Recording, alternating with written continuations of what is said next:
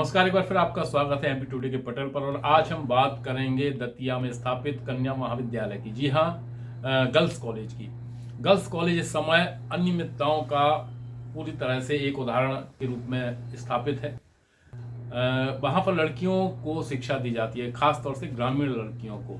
दतिया में एकमात्र girls college है जहाँ पर लगभग 342 बच्चियां शिक्षा ग्रहण करती हैं। और इतनी बड़ी संख्या में जो ग्रामीण क्षेत्र से लड़कियां प्रतिदिन आती हैं, उनको अगर वहां पर व्यवस्थाएं ठीक ना मिलें तो आप सोचिए कि कैसे उनका भविष्य सुरक्षित हो सकता है। अब अव्यवस्थाओं का कारण क्या है तो मैं आपको बता दूं कि वहां पर एक प्रभारी प्राचार्य हैं, एक असिस्टेंट प्रोफेसर हैं और 5 विद्वान, अतिथि विद्वान वहां पर अपनी सेवाएं दे रहे हैं। इसके अलावा ना स्पोर्ट्स टीचर है, ना टेक्नीशियन है और ना चौकीदार है। और बहुत सारे पद खाली हैं अलग अलग विषयों के। लाइब्रेरियन भी नहीं है, जहां पर लगभग 8,000 पुस्तकें हैं और ई लाइब्रेरी भी स्थापित है। इतना बड़ा, इतनी ज़्यादा सुविधा, इतना बड़ा तंत्र कन्या महाविद्यालय में है, लेकिन उसको चलाने वाला कोई है नहीं। जिन लोगों की ज़रूरत है वो है नहीं। और ये प्रभारी जो प्राचार्य हैं डॉक्टर संगीता भटनागर, उनसे जब बात हुई तो उन्होंने बताया कि मैं कई बार शासन को इसके लिए लिख चुकी हूँ कि यहाँ पर जो पद खाली हैं उनको भरे जाएं, लेकिन अभी तक उसकी व्यवस्था नहीं हुई है। आइए देखते हैं कि क्या असुविधा होती है लड़कियों को और किस तरह से वो यहाँ पर अपनी पढ़ाई कर रही हैं। सीधे लड़कियों से बात करते हैं। यहाँ पे लाइब्रेरी के सर होंगे तो फिर हमारे यहाँ पे मतलब पढ़ाई में थोड़ी असुविधा आ रही। लाइब्रेरी के सर होंगे तो उसकी वजह से हम लोग बुक अवेलेबल होगी हमारे पास, तो हम उससे अच्छी तरह से पढ़ाई कर सकेंगे। और स्पोर्ट्स वाले सर भी नहीं हैं, जिससे हम लोगों के यहाँ पे खेल कूद वगैरह सब अच्छे से होते थे। अब वो सर आ जाएंगे तो हमें खेल से संबंधित जो सब असुविधाएँ वो सब अच्छे से हो जाएंगी। तो जल्द से जल्द हमारे स्कूल कॉलेज में लाइब्रेरी के सर और खेल के सर, स्पोर्ट्स वाले सर को।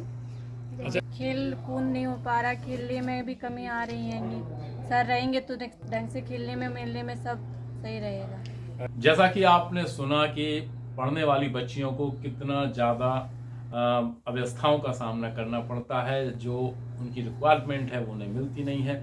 स्पोर्ट्स टीचर ना होने से उनका जो गेम्स के प्रति रुझान है और जो उनका समर्पण है वो कमज़ोर होता जा रहा है।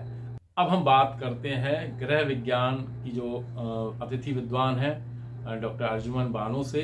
वो क्या कहती हैं, क्योंकि यहाँ पर बहुत सारी लड़कियाँ बहुत टैलेंटेड हैं और हमने भी वहाँ जाकर देखा, आप भी देखिए कि किस तरह से लड़कियाँ बहुत सारे रचनात्मक कामों में वहाँ पर संलग्न है, लेकिन टेक्नीशियन ही ना होने के कारण उनकी जो कला है वो और ज़्यादा निखार नहीं पा रही। अब जब से मैडम चली गई, रिटायर हो गया उनका, तो मुझे ही पूरा देखना पड़ता है। कुछ बच्चों से हेल्प ले लेते हैं, कुछ हम करवाते हैं, दोनों बच्चे और हम टीचर मिलके पूरा कर पाते हैं। लेकिन टेक्नीशियन की जगह जो खाली है, अगर वो भर जाए तो भाई बहुत हेल्प हो जाएगी, क्योंकि हमें बहुत दिक्कत आती है।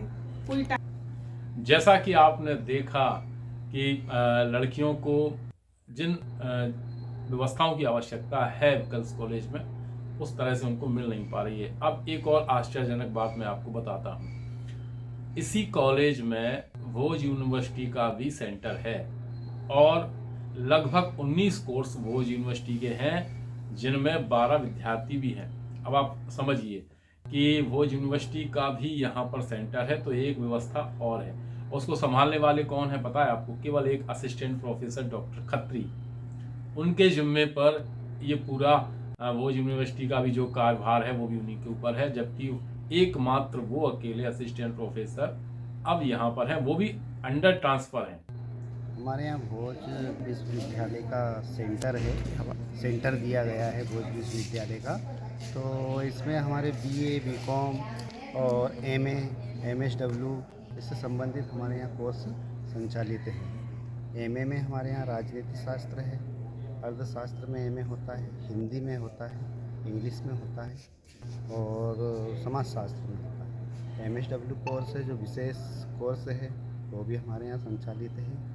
बीए के सारे कोर्स संचालित हैं, बीकॉम के सारे कोर्स संचालित हैं, बीबीए और एमबीए कोर्स भी हमारे यहाँ संचालित हैं।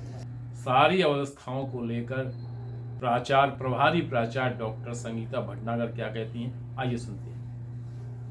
ये कन्या महाविद्यालय है और ज़िले का एकमात्र कन्या महाविद्यालय है और 342 स्टूडेंट्स यहाँ पर हैं और 2 फैकल्टी चलती हैं यहाँ पे, आर्ट्स और कॉमर्स दोनों की। और इस समय स्थिति ये है कि काफ़ी सारे पद खाली हैं और 2 सहायक प्राध्यापक हमारे पास कॉमर्स के थे, जिसमें प्रधानमंत्री एक्सीलेंस में एक चली गई हैं मैडम और एक सर हैं वो भी अंडर ट्रांसफ़र हैं। तो ऐसी स्थिति, और 5 हमारे पास गेस्ट फैकल्टी हैं।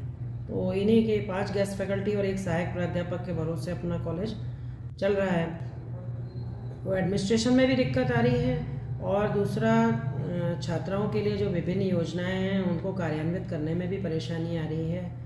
और अपने पद खाली होने से क्या है कि उनका कार्यभार अपन, जैसे हमारे यहाँ लाइब्रेरियन का पद खाली है, अब उनका कार्यभार अपन किसी और को नहीं दे सकते, वो सेवानिवृत्त हो गए हैं तो वो कार्य नहीं हो पा रहा है। और क्रीड़ा अधिकारी का पद भी खाली है, गेस्ट फैकल्टी का भी पद खाली हो गया है, वो भी चला गया है यहाँ से। तो छात्राओं के लिए खेल की सुविधाएं जो हैं वो भी, उनको भी अपन खेल भी नहीं खिलवा पा रहे हैं। और इसी तरह से प्रयोगशाला परिचारक, हमारे गृह विज्ञान विभाग एकमात्र ऐसा विभाग है जहाँ पर कि अपने यहाँ प्रैक्टिकल होते हैं, तो अपने यहाँ प्रयोगशाला तकनीशियन का पद भी खाली है और प्रयोगशाला परिचारक भी सेवानिवृत्त हो गई हैं, उनका भी पद खाली है अपने पास।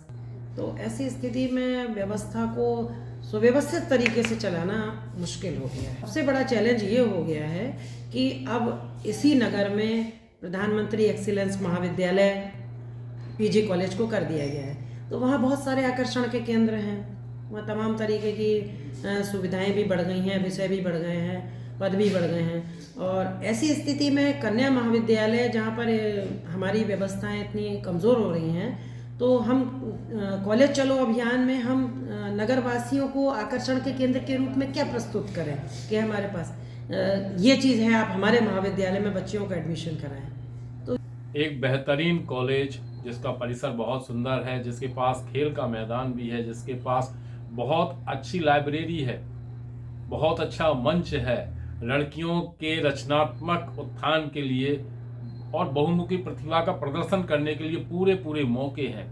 लेकिन उन सब चीज़ों को गाइडेंस करने के लिए, उन सारी रचनात्मक क्रियाकलापों को एक सही दिशा देने के लिए ना प्रोफेसर हैं, ना प्राध्यापक हैं और ना टेक्नीशियन हैं और ना स्पोर्ट्स टीचर हैं, और तो और चौकीदार भी नहीं है।